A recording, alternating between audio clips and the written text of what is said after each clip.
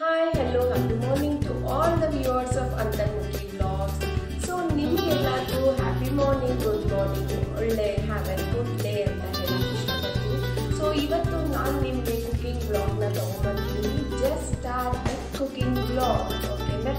So ಬನ್ನಿ ವೀಕ್ಷಕರೇ, start ಮಾಡೋಣ. ಏನಪ್ಪ ಅದು ಅಂದರೆ ತೆಂಗಿನಕಾಯಿ ರಸಮ್, ತೆಂಗಿನಕಾಯಿ ಸಾರು ಅಂತಲೂ ಹೇಳ್ಬೋದು. ಸೊ ಯಾರನ್ನ ಅರ್ಜೆಂಟಾಗಿ ಗೆಸ್ಟ್ ಬಂದು ಅಂದಾಗ ಬೇಳೆ ಇಟ್ಟು ಸಾರು ಮಾಡೋದು ಲೇಟ್ ಆಗುತ್ತೆ ಅಂದರೆ ನೀವು ಇದನ್ನೇ ಟ್ರೈ ಮಾಡ್ಬೋದು ವೀಕ್ಷಕರೇ. ಅದಕ್ಕೆ ಬೇಕಾಗಿರೋ ಸಾಮಗ್ರಿಗಳು: ಕೊತ್ತಂಬರಿ ಸೊಪ್ಪು, ಹಸಿಮೆಣಸಿನ್ಕಾಯಿ, ಕರಿಬೇವು, ಶುಂಠಿ. ಇದು ಮೇಯ್ನು ಶುಂಠಿನೇ ಸ್ವಲ್ಪ ಜಾಸ್ತಿ ಇರಬೇಕು, ಅದ್ರದ್ದೇ ಫ್ಲೇವರು. ಹುಣಸೆ ಹಣ್ಣು, ತೆಂಗಿನಕಾಯಿ, ಜೀರಿಗೆ, ಮೆಣಸು. ಒಗ್ಗರಣೆಗೆ ಮಾಮೂಲಿ ಎಣ್ಣೆ, ಸಾಸಿವೆ, ಅರಿಶಿನ, ಆಮೇಲೆ ಒಣಮೆಣಸಿನ್ಕಾಯಿ ಬೇಕಾಗುತ್ತೆ. ಸೊ ಇದಿಷ್ಟು ಇಂಪಾರ್ಟೆಂಟು ಸ್ನೇಹಿತರೆ. ಮೇಯ್ನು ತೆಂಗಿನಕಾಯಿ, ಶುಂಠಿ ಇದಕ್ಕೆ ಘಮ ಕೊಡುತ್ತೆ ಅಂತಲೇ ಹೇಳ್ಬೋದು. ಇದನ್ನು ನಾನು ಮಿಕ್ಸಿ ಜಾರ್ಗೆ ಹಾಕೋತಾ ಇದ್ದೀನಿ.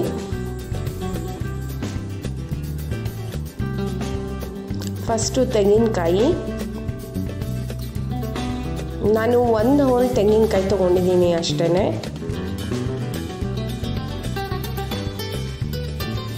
ಸೊ ಕರಿಬೇವು ಅರ್ಧ ರುಬ್ಬಕ್ಕೆ ಹಾಕ್ಕೊಂಡು ಇನ್ನು ಅರ್ಧ ಕುದಿಯಕ್ಕೆ ಹಾಕೋತೀನಿ.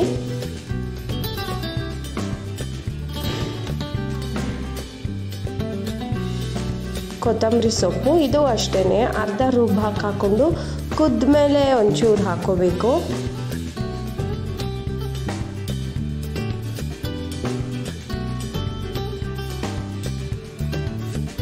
ಜೀರಿಗೆ, ಮೆಣಸು,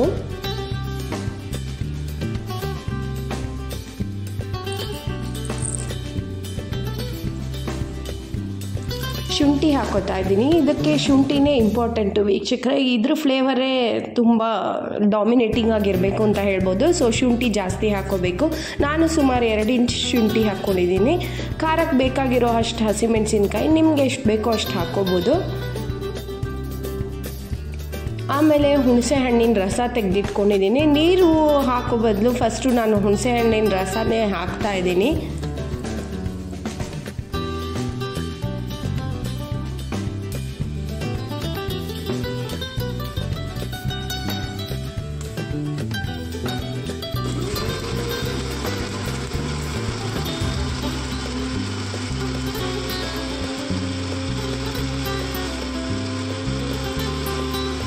ಫಸ್ಟು ಇದನ್ನು ನಾನು ಅರ್ಧ ರುಬ್ಕೋತಾ ಇದ್ದೀನಿ.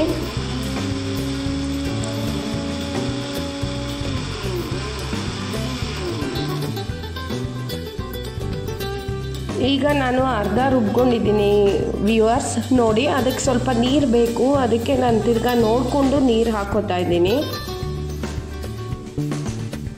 ಅದಕ್ಕೆ ಎಷ್ಟು ಬೇಕೋ ಅಷ್ಟು ಮಾತ್ರ ನೀರು ಹಾಕೋತಾ ಇದ್ದೀನಿ.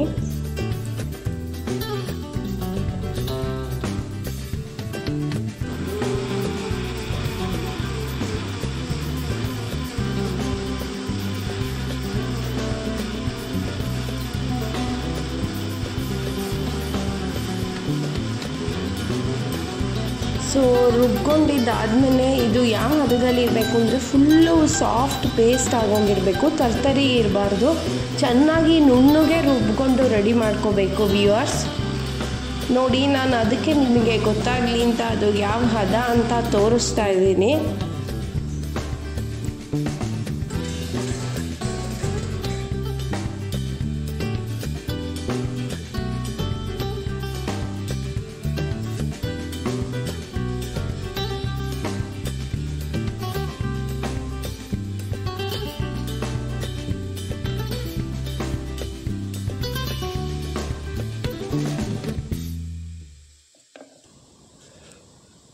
ನೋಡಿ, ಇಷ್ಟು ಸಾಫ್ಟಾಗಿ ಫುಲ್ಲು ಪೇಸ್ಟಾಗಿ ಹೋಗಿರಬೇಕು, ತರ್ತರಿ ಇರಬಾರ್ದು. ನಾನು ನುಣ್ಣಗೆ ರುಬ್ಕೊಂಡಿದ್ದೀನಿ. ನೋಡಿ, ಇಷ್ಟು ನುಣ್ಣಗಿರಬೇಕು.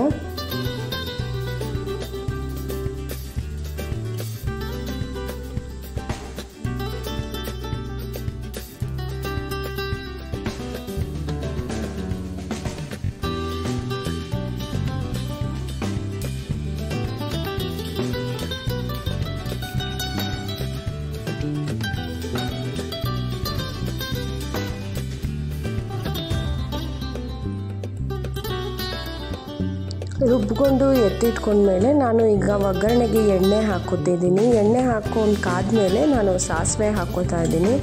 ಸಾಸಿವೆ ಮತ್ತು ಒಗ್ಗರಣೆಗೆ ಹಿಂಗೂ ಹಾಕೋಬೇಕು. ಹಿಂಗೆ ಹಾಕಿದ್ರೆ ಘಮ್ ಅಂತ ಇರುತ್ತೆ, ಸೊ ಅದಕ್ಕೆ ಹಿಂಗೂ ಹಾಕೋಬೇಕು. ಸೊ ಒಗ್ಗರಣೆ ಎಣ್ಣೆ ಸಾಸಿವೆ ಆದಮೇಲೆ ಸಾಸಿವೆ ಚಿಟಿಯಾಗಿ ಬಂದ ಮೇಲೆ ನಾನು ಒಣಮೆಣಸಿನ್ಕಾಯಿ ಹಾಕೋತಾ ಇದ್ದೀನಿ. ಸೊ ಬೆಳ್ಳುಳ್ಳಿ ಉಪಯೋಗಿಸ್ತೀರಾ, ರುಚಿಯಾಗಿ ತುಂಬ ಚೆನ್ನಾಗೇ ಮಾಡ್ಬೋದು ವೀಕ್ಷಕರೇ. ನೋಡಿ ಈಗ ನಾನು ಎಷ್ಟು ಚೆನ್ನಾಗಾಗಿತ್ತು ಅಂದರೆ ಇದು ನೀವು ಮಾಡಿ ಟ್ರೈ ಮಾಡಿದ್ಮೇಲೆ ಗೊತ್ತಾಗುತ್ತೆ. ಸೊ ಎಣ್ಣೆ ಸಾಸಿವೆ ಆಯಿತು, ಈಗ ಜೀರಿಗೆ ಹಾಕೋತಾ ಇದ್ದೀನಿ ಒಗ್ಗರಣೆಗೆ, ಹಿಂಗೂ ಹಾಕಿದೆ.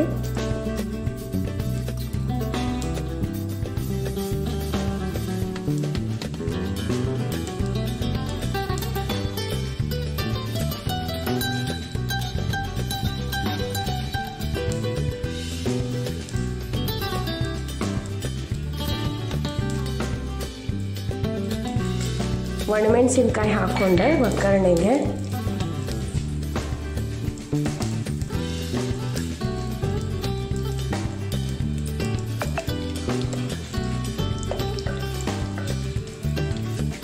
ಎಲ್ಲ ಚೆನ್ನಾಗಿ ಒಗ್ಗರಣೆ ಮಾಡ್ಕೊಂಡ್ಮೇಲೆ ನಾವು ರುಬ್ಬಿರೋದನ್ನು ನಾನು ಇದಕ್ಕೆ ಹಾಕೋತಾ ಇದ್ದೀನಿ. ಸೊ ಬೆಳ್ಳುಳ್ಳಿ ಇಲ್ದಿರ ಕೂಡ ರುಚಿಯಾಗಿ ಮಾಡ್ಬೋದು ಅಂತ ನಾನು ತೋರಿಸ್ಕೊಡ್ತಾ ಇದ್ದೀನಿ ವೀಕ್ಷಕರೇ. ಸೊ ನೀವು ಟ್ರೈ ಮಾಡಿ ಟೇಸ್ಟ್ ಮಾಡಿದ್ಮೇಲೆ ಗೊತ್ತಾಗುತ್ತೆ ತುಂಬ ರುಚಿಯಾಗಿರುತ್ತೆ ಅಂತ. ಹಿಂಗೆ ಹಾಕೋದ್ರಿಂದ ಅದರ ಘಮ ಕೂಡ ಚೆನ್ನಾಗಿರುತ್ತೆ, ಟೇಸ್ಟ್ ಕೂಡ ಕೊಡುತ್ತೆ ಅಂತಲೇ ಹೇಳ್ಬೋದು. ಈಗ ಒಗ್ಗರಣೆ ರೆಡಿಯಾಗಿದೆ.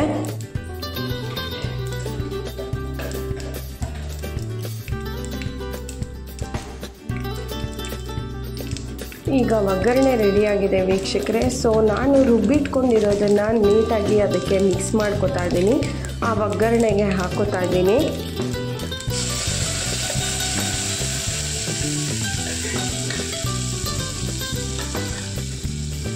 ಆ ರುಬ್ಬಿರೋದನ್ನು ಹಾಕಿ ಇನ್ನು ಮಿಕ್ಕಿದ್ದು ಜಾರಲ್ಲಿರೋದಕ್ಕೆ ನೀರು ಹಾಕಿದ್ರೇ ಅದು ರುಚಿ ಕೊಡೋದು ಅಂತಲೇ ಹೇಳ್ಬೋದು ವ್ಯೂವರ್ಸ್. ನೋಡಿ ಆ ರುಬ್ಬಿರೋದ್ರ ಜೊತೆಗೆ ನಾನು ಜಾರಲ್ಲಿ ಸ್ವಲ್ಪ ಇರುತ್ತಲ್ಲ, ಸೊ ಅದಕ್ಕೆ ನೀರು ಹಾಕಿ ಮಿಕ್ಸ್ ಮಾಡಿ ತಿರ್ಗಾ ಹಾಕೋತಾ ಇದ್ದೀನಿ.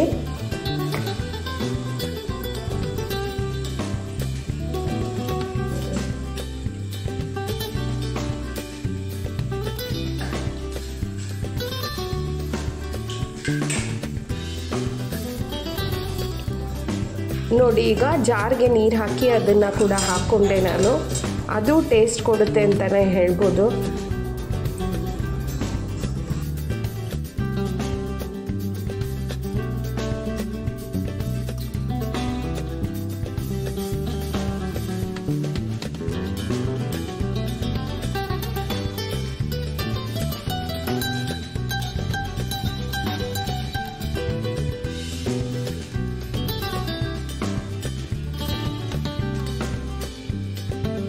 ಈಗ ರಸಮ್ ಹದಕ್ಕೆ, ಸಾರಿನ ಹದಕ್ಕೆ ನೀರು ಎಷ್ಟು ಬೇಕೋ ನಾವು ಅಷ್ಟನ್ನು ಹಾಕಿ ಮಿಕ್ಸ್ ಮಾಡಿ ಕುದಿಯೋಕೆ ಇಟ್ಕೋಬೇಕು ವ್ಯೂವರ್ಸ್.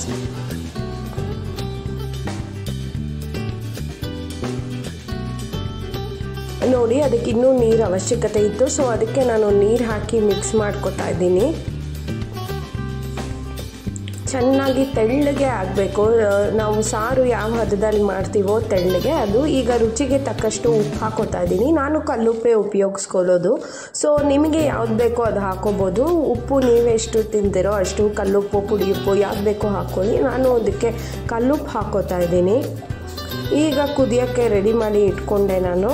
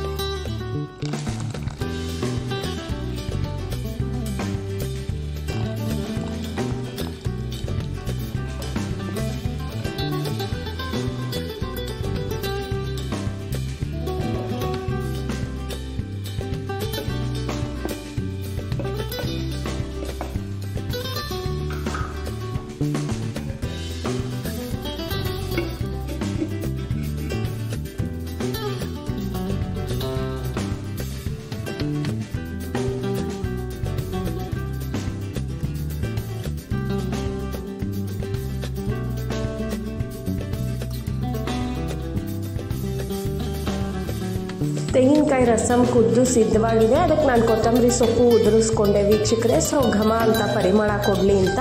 ಸೊ ತೆಂಗಿನಕಾಯಿ ರಸಮ್ ರೆಡಿ. ವೀಕ್ಷಕರೇ ನೋಡಿದ್ರಲ್ಲ, ಈಗ ತೆಂಗಿನಕಾಯಿ ರಸ ರೆಡಿ ಆಗಿದೆ. ಅಂದರೆ ಇದಕ್ಕೆ ಮೇನ್ ಬೇಕಾಗಿದ್ದು ತೆಂಗಿನಕಾಯಿ. ಸೊ ತೆಂಗಿನಕಾಯಿ ರಸಮ್ ರೆಡಿ ಆಗಿದೆ. ಯಾವುದೇ ಅರ್ಜೆಂಟ್ ಇದ್ರೂ ನೀವು ಟಕ್ಕಂತ ಮಾಡ್ಕೋಬೋದು. ದಿನ ಬೇಳೆ ಸಾರು ತಿಂದು ಬೋರ್ ಆಗಿದೆಯಾ? So you can try this ತೆಂಗಿನಕಾಯಿ ರಸಮ್. ತುಂಬ ಬೇಗನೆ ಆಗುತ್ತೆ, ತುಂಬ ಕಡಿಮೆ ಸಮಯ, ತುಂಬ ಕಡಿಮೆ ಸಾಮಾನು ಕೂಡ ಇರಿಸುತ್ತೆ. ಸೊ ನೀವು ಅಷ್ಟೇ ಮನೆಯಲ್ಲಿ ವಿತಿನ್ 5 minutes ಯಾರನ್ನ ಗೆಸ್ಟ್ ಬಂದ್ರ ಇದನ್ನೇ ಪ್ರಿಪೇರ್ ಮಾಡ್ಬೋದು. ಬೇಳೆ ಸಾರು ಬೋರ್ ಆಗಿದೆಯಾ? ಇದನ್ನೇ ಪ್ರಿಪೇರ್ ಮಾಡ್ಬೋದು. ಸೊ ನೀವು ಅಷ್ಟೇ ಮನೆಯಲ್ಲಿ ಟ್ರೈ ಮಾಡಿ ಹೇಳಿ, ಇದು ರಿವ್ಯೂ ತಿಳಿಸಿ. ಸೊ ತುಂಬ ಸೂಪರ್ ಆಗಿದೆ ವೀಕ್ಷಕರೇ.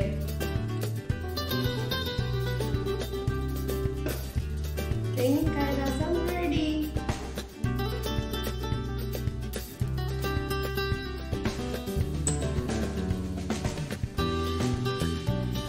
ಈಗ ರೆಡಿಯಾಗಿರೋ ರಸಮ್ಗೆ ನಾನು ರೈಸ್ ಹಾಕಿ ಸರ್ವ್ ಮಾಡ್ಕೊತಾ ಇದ್ದೀನಿ. ನೋಡಿ ವೀಕ್ಷಕರೇ, ಸೊ ರೈಸ್ ಜೊತೆ ತುಪ್ಪ ಹಾಕ್ಕೊಂಡು ಈ ತೆಂಗಿನಕಾಯಿ ರಸಮ್ ಹಾಕ್ಕೊಂಡು ತಿಂದರೆ ಆಹಾ, ಅದ್ರ ಟೇಸ್ಟೇ ಬೇರೆ ವೀಕ್ಷಕರೇ. ನೀವು ಅಷ್ಟೇ ಬಿಸಿ ಬಿಸಿಯಾಗಿ ಮಾಡಿ, ಬಿಸಿ ಬಿಸಿಯಾಗಿ ತುಪ್ಪದ ಜೊತೆ ತಿನ್ನಿ ಅಂತ ಹೇಳ್ತಾ ಇದ್ದೀನಿ. ಸೊ ಈಗ ರಸಮ್ನ ನಾನು ಸರ್ವ್ ಮಾಡ್ಕೊತಾ ಇದ್ದೀನಿ.